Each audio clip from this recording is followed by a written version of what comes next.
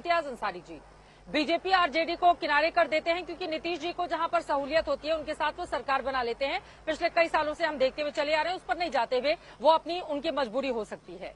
लेकिन नीतीश कुमार के मुख्यमंत्री रहते हुए क्या कोई बड़ा एग्जाम्पल आपके सामने है जो आप देश को बताना चाहेंगे कि बिहार में हमने ये कर दिया? एक पुल को बनाने में आप 9 साल लगाएंगे, 1700 करोड़ रुपए खर्च करेंगे, अधिकारी बाबुओं की मिलीभगत से, इंजीनियर्स की मिलीभगत से वो सैंक्शन होगा। शुरुआत में ही रिपोर्ट आ जाएगी कि नहीं, वो पुल में खराबी है, अगर बना तो वो भरभरा कर गिर जाएगा। उसके बावजूद भी पैसे सैंक्शन किए जाते हैं, फिर भी नीतीश कुमार नहीं रोकते हैं। न पुल को पहले गिराने की इजाजत दी जाती है, पुल बनता हुआ चला जाता है, बनता हुआ चला जाता है, कमीशन खाते हैं लोग। सर, सीधी जवाबदेही और जिम्मेदारी तो मुख्यमंत्री की बनती है ना। उनकी नाक के नीचे इम्तियाज अंसारी जी सब कुछ हो रहा है। लोग पूछेंगे नहीं पलटकर कि आप एक संसद भवन दिल्ली में बनता है तो इसमें तमाम खामियां आप निकालते हो, एक आप पुल तो दे नहीं पा रहे हैं बिहार के लोगों को।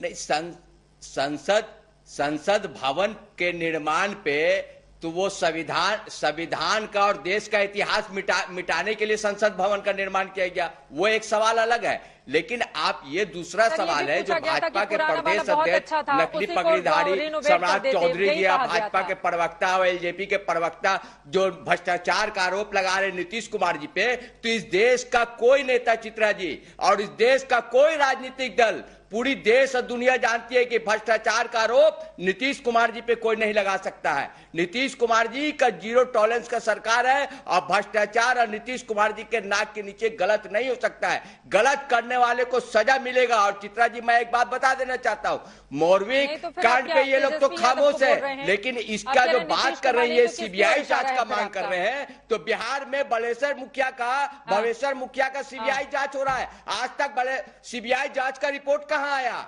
और रेल दुर्घटना पे रेल के अधिकारी जांच नहीं कर रहे, सीबीआई जो जांच करवा रहे।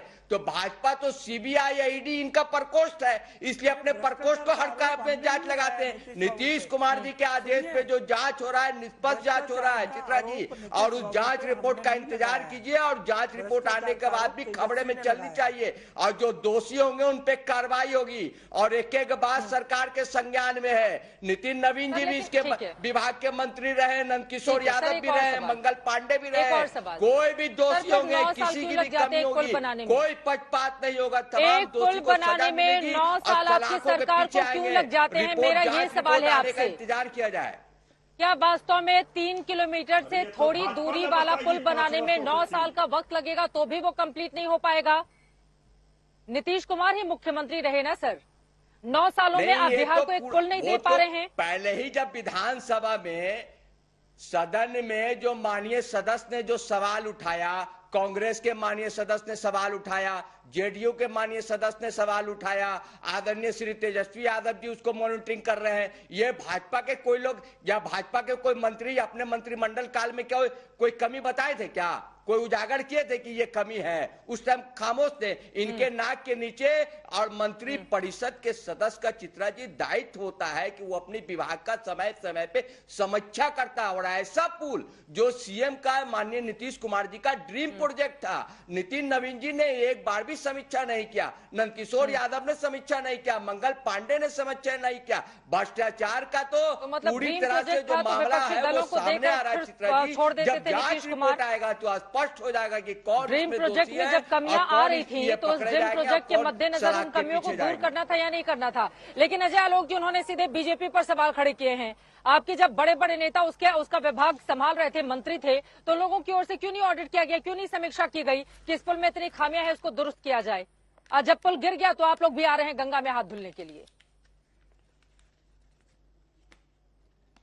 नहीं, ड्रीम प्रोजेक्ट नीतीश कुमार का था, लेकिन समीक्षा मंत्री करेंगे। चलिए, बहुत अच्छा है। बिहार तो मैंने भी देखा है, बिहार सरकार कैसे चलती है मैंने भी देखा है।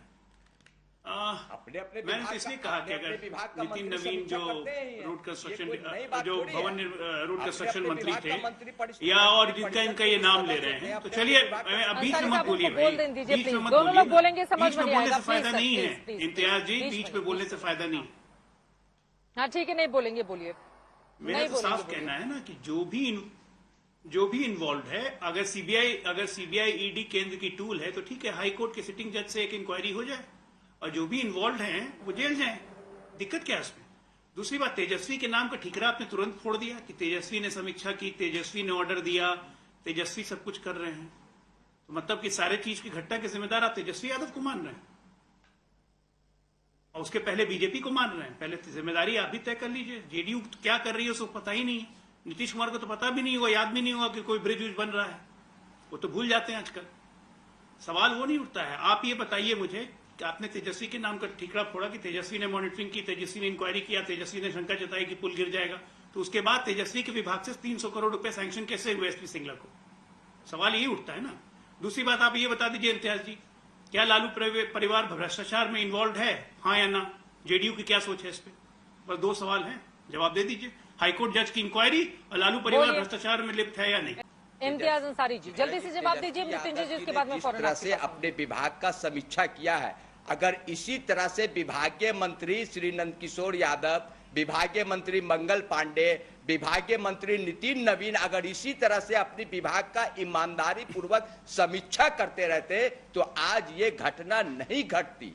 और किसी तरह का इन्वॉल्वमेंट की जो बात है तो अपने अपने विभाग के मंत्री समीक्षा करते हैं, मंत्री परिषद के सदस्य का दायित्व है कि वो अपनी समीक्षा करेंगे। और तो जो जांच की रिपोर्ट है तो अभी तो माननीय मुख्यमंत्री जी ने कल ही इसको इस पे संज्ञान लिया है, डिप्टी सीएम साहब ने संज्ञान लिया है, इस पे जांच के लिए आदेश दिया गया है और जांच रिपोर्ट आने दीजिए, साथ के साथ सबूत पेश करके जो दोषियों हैं उन पे कार्रवाई होगी। इतना जल्दी घबरा रहे हैं क्यों? इतना घबराने का बात नहीं है। ये डर भी तो होगा ना, जो राजनीति के जानकार मानते हैं, जो राजनीति के जानकार मानते हैं नीतीश कुमार के साथ काम करना हो और ज्यादा समीक्षा कर दिया जाए तो पता नहीं उसी बात से नाराज होकर वो किधर चल दें।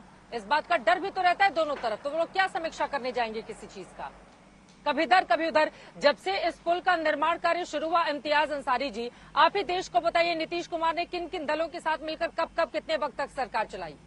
कभी बीजेपी, कभी आरजेडी, फिर बीजेपी, फिर आरजेडी। सर क्या है ये बिहार के लिए? अभिशाप नहीं है ये कि हम चुनाव लड़ते हैं, किसी और के साथ सरकार चलाते हैं, किसी और के साथ, उसके बाद पुल भरभरा कर गिरता है तो फिर हम ठीकरा फोड़ने की कोशिश करते हैं।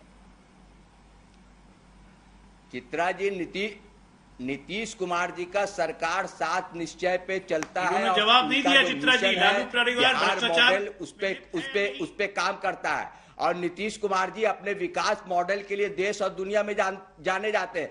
आप बात कर रहे हैं कि इस बार महागठबंधन का हुआ तो जिस तरह से भारतीय जनता पार्टी अपने ही अलायंस को निगलने का काम करती है, महाराष्ट्र में जिस तरह से खेला खेल करके बिहार में खेला खेलने की साजिश रची जा रही थी, नीतीश कुमार जी ने उन साजिश को नाकाम कर दिया। महाराष्ट्र में किसी और दिन चर्चा कर लेंगे।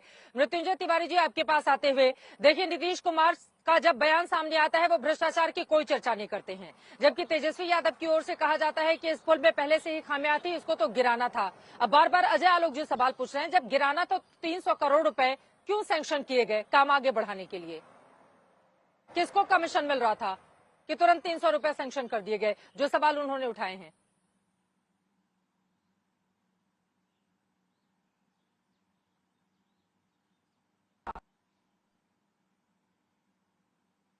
वर्षों से इसमें थी, जो भी सैंक्शन हुए बीजेपी के द्वारा किए गए। तेजस्वी यादव जी ने तो रोक लगाई और विधानसभा में कहा कि हम इस पर जांच करेंगे, इसके बाद ये करेंगे। तो ये पूरे भ्रष्टाचार के खेल में बीजेपी उजागर होगी। थोड़ा इंतजार कीजिए, दूध का दूध पानी का पानी होगा और पूरी तरह से भारतीय जनता पार्टी को एक्सपोज करेंगे जांच के बाद।